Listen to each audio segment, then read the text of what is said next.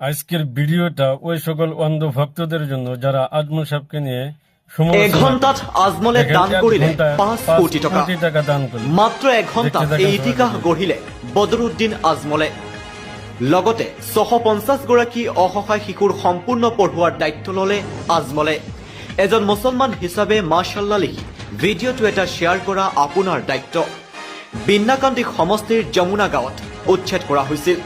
উক্ত পৰিয়ালসমূহৰ 650টি শিশুক প্ৰাইভেট স্কুলত পঢ়ুৱাৰ দায়িত্ব লৈছে আজমলে। লগতে উচ্ছেদ হোৱা 100টা পৰিয়ালক 4 লাখ টকাৰে গৃহ নিৰ্মাণ কৰি দিব আজমলে। প্ৰথম পৰ্যায়ত 100টা পৰিয়ালক দিয়াৰ লগতে লাহে লাহে সকলোকে দিয়াৰ চেষ্টা কৰিব। আজি আপুনি নিৰপেক্ষভাৱে আমাৰ এটা প্ৰশ্নৰ উত্তৰ দিয়ক। অসমত আজমলৰ বাহিৰে এনেকুৱা সহায় কৰা দ্বিতীয় কোনোবা আছেনে? যদি আছে তেখেতৰ নাম আৰু ঠিকনা আমাৰ কমেণ্ট বক্সত লিখক। News desk.